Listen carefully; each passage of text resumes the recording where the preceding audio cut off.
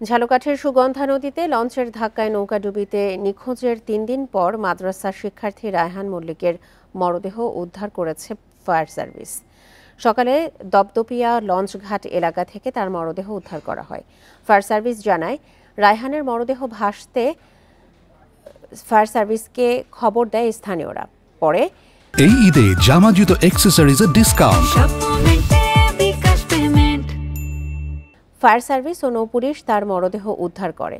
গত 18 মার্চ লঞ্চের ধাক্কায় ডুবে যায় মাছ ধরার একটি নৌকা।